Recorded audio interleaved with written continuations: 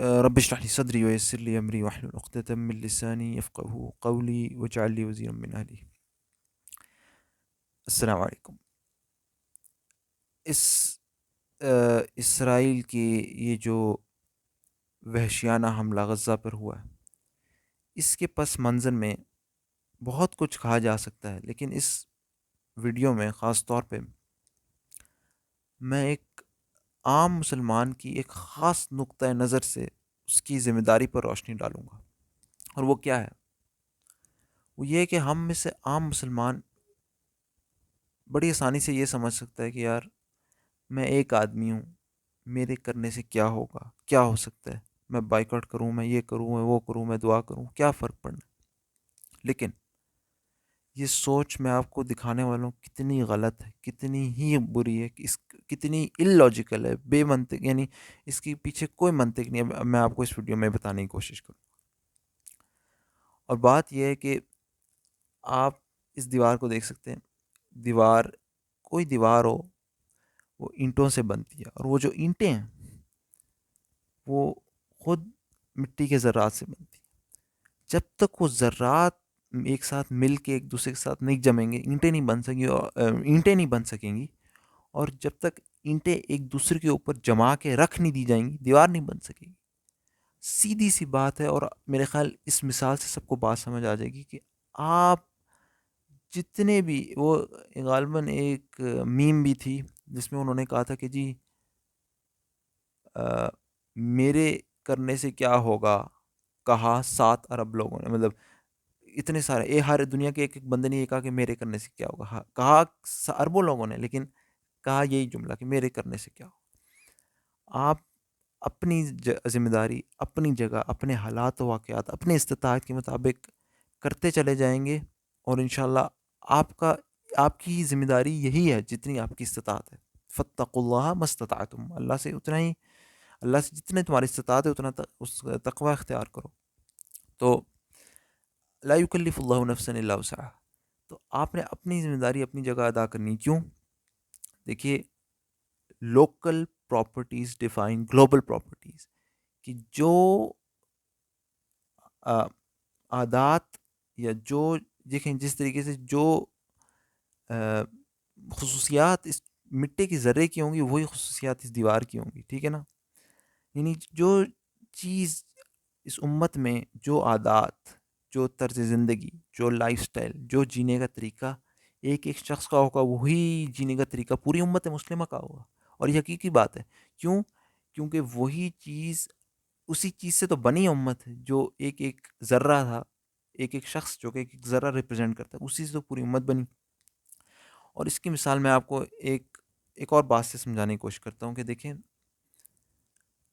اگر آپ سمجھتے ہیں کہ میں ایک بندہ ہوں، میں جھوٹ بول لوں، میں دھوکہ دے لوں، میں حرام کی کمائی کر لوں، میں بائیکاٹ نہ کروں، جان بوجھ کے ان کی چیزیں خریدوں، میرے سے کیا فرق پڑنے والا، میں نمازیں چھوڑ دوں، میں روزے چھوڑ دوں، میں اپنے مرضی کی منمانی کی زندگی گزاروں، اس سے کسی کو کیا فرق پڑنے والا ہے. اور میں آپ کو بتا دوں، آپ کی ایک فجر کی نماز جو چھوٹ جاتی ہے، یا آپ اپنے گھر میں بیٹھے کوئی گناہ کرتے ہیں، اس کا اثر پوری امت میں ہوتا ہے. کیوں؟ ایک یہاں سے میں اینٹ نکال دوں تو دیوار کمزور نہیں ہوگی؟ دیوار کمزور ہوگی کہ نہیں ہوگی؟ بس اسی طریقے سے آپ وہ نقطہ بن جاتے ہیں جہاں امت کمزور پڑ جاتی ہے. آپ وہ امت کو کمزور بنانے والا نقطہ بن جاتے ہیں. اور اسی لیے آپ کی اپنی ذاتی زندگی کے اعمال پوری امت پہ اثر ڈالتے ہیں. اگر آپ جھوٹ بولیں گے، آپ دھوکہ دیں گے، آپ حرام کی کمائی کریں گے، امت کمزور پڑ جائے گی. لیکن اگر آپ اپنی جگہ رہتے ہوئے آپ سچ بولیں گے، آپ ایمانداری دکھائیں گے، آپ حرام صرف حلال کمائیں گے، امت کا ایک ایک جز جب اتنا مضبوط ہوگا، ایمان اس کے اندر ہوگا، تو جب کوئی مسائل پڑیں گے تو ہی جن لوگوں کا ایمان مضبوط ہوگا پہلے سے، تو ہی تو وہ بائیک آؤٹ کرنے میں مضبوط رہیں گے، دعا کرنے میں مضبوط رہیں گے. وہی تو امت کے ساتھ سوشل میڈیا پہ یہ چیزیں شیئر کرنے کے لیے یعنی گھبرائیں گے نہیں، یا ڈریں گے نہیں، یا شک میں نہیں پڑیں گے. ان کو یقین ہوگا، پورے ایمان اور پیشن کے ساتھ وہ اس چیزوں کو شیئر کریں گے. جب کوئی پرابلم آئے گی کہ سامنے حرام کا مسئلہ، حلال اور حرام کمانے کا مسئلہ آئے گا، وہی لوگ پیچھے ہٹ جائیں گے.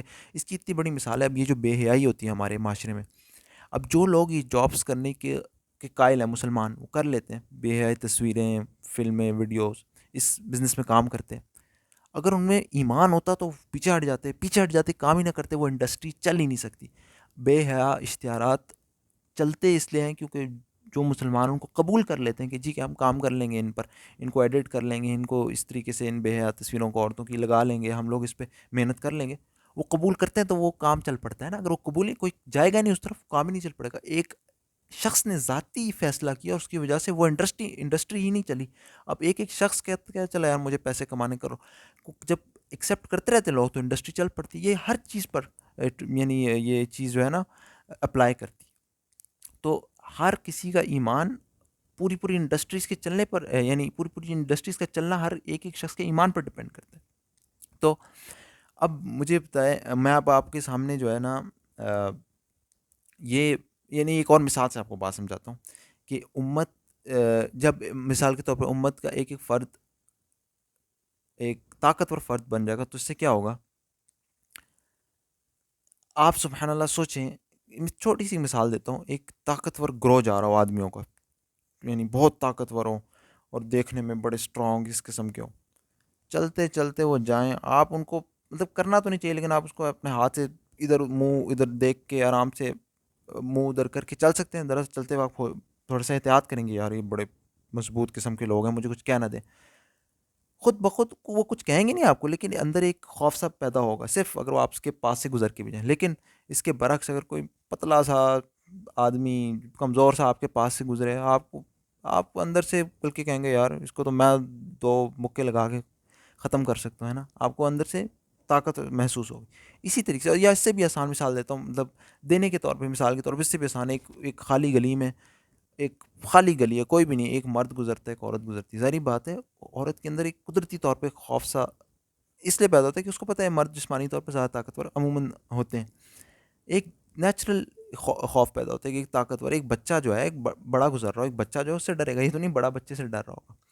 تو جہاں امتیں طاقتور ہوتی ہیں، جسمانی طور پر طاقتور ہوتی ہے، عقلی طور پر طاقتور ہوتی ہے، روحانی طور پر طاقتور ہوتی ہیں، ٹیکنالوجی کے طور پر طاقتور ہوتی ہیں، خود بخود دوسروں پر روب پڑ جاتا ہے کہ یار اس امت میں تو اتنے لوگ ہیں جن کے پاس جسمانی طاقت ہے، عقلی طاقت ہے، انٹلیکچوئل طاقت ہے، روحانی طاقت ہے، جسمانی طاقت ہے، ہر قسم کی طاقت ہے. یار یہ لوگ، اس کے تو ایک بندہ، ایک فرد اتنا طاقتور ہے، خود بخود دنیا میں ایک روب پڑ جائے گا مسلمانوں کو. لیکن ایک ہر بندہ کہے گا میں کیا کر سکتا ہوں، میں کیا کر سکتا ہوں. تو کہے گا ہاں میں کیا کر سکتا ہوں، میں کے چکر میں پوری امت ہی بکری بن گئی، پوری امت کو وہ بکری سمجھیں گے اور یہ حشر ہوگا. اور یہ میں صرف اس پرٹیکولرلی غازہ کے جو اسرائیل نے یہ جو اپنی بربریت اور یعنی وحشیانہ حملہ جو کیا اس پہ غزہ پر، میں صرف اس کی بات نہیں کر رہا. یہ تو ایک نیچرل رزلٹ تھا. آپ کو پتہ ہے امت پہلے سے ہی اس لائک بنتی جا رہی تھی. یہ تو صرف ایک مظہر تھا. It was only a representation of the condition of the امہ. یہ امت کی کمزوری کی ایک، یعنی ہمارے سامنے ایک تصویر یعنی گھورتی ہوئی ہمیں دکھائی دی. ورنہ امت پہلے سے ہی کمزور ہی تھی. ہمیں اس کا ایک یعنی پریکٹیکل مینیفیسٹیشن نظر آیا غزہ میں.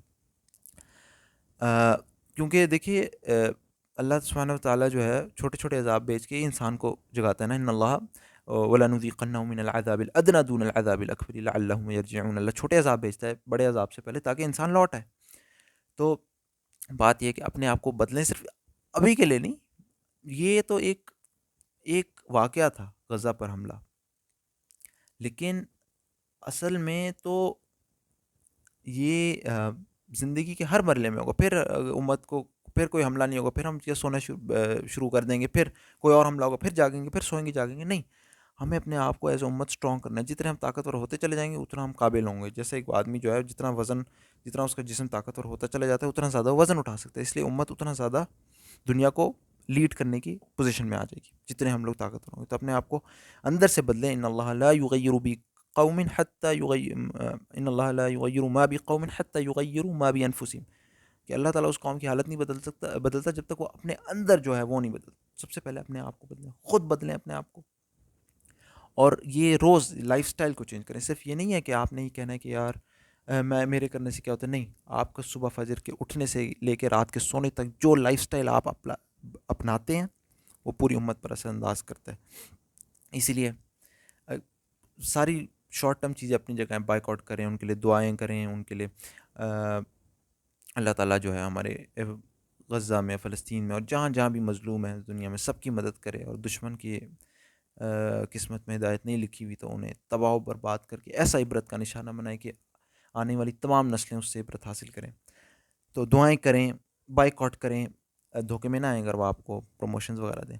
بائک آؤٹ جاری رکھیں اور سوشل میڈیا پہ شیئر کریں، ہر چیز کریں، لیکن یہ اپنی پرسنل پریکٹیکل لائف میں ہر طریقے سے، جسمانی طور پر، روحانی طور پر، سوشل طور پر، فیملی کے طور پر، اپنی انٹلیکچولی اپنے آپ کو پتہ ہے اگر کوئی انٹلیکچولی اسٹرانگ ہو تو اگلا بندہ اسے ڈبیٹ کرتے آتے ہوئے 100 بار ڈرتا ہے. ڈرنا چاہیے لوگوں کو مسلمان سے، کیونکہ وہ پتہ ہے مسلمان، پتہ ہونا چاہیے مسلمان کتنے مضبوط ہیں. تو ہم physically, mentally, family wise, social wise, اپنا اسپریچولی، ہر طریقے سے اپنے آپ کو ڈیولپ کریں. اور یہ صرف اس کے لیے نہیں، مسلمان کو دنیا میں رہنا تو ایک مضبوط طاقتور، ایک طاقت بن کے، ایک پریکٹیکلی میں نے یعنی نظر آنا چاہیے دنیا کو کہ ہم ایک طاقتور فورس ہیں. تو بس یہ میرا پیغام تھا کہ اپنے آپ کو ایک عام سا، سادہ سا، بیکار سی چیز نہ سمجھیں. آپ اس امت کے ایک فرد ہیں، اور ظاہری بات ہے افراد کے ہاتھوں میں اقوام کی تقدیر. ہر فرد ہے ملت کے مقدر کا ستارہ. سبحانک اللہم و بحمدک، اشہد ان لا الہ الا انت، استغفرک و اتوب الیک.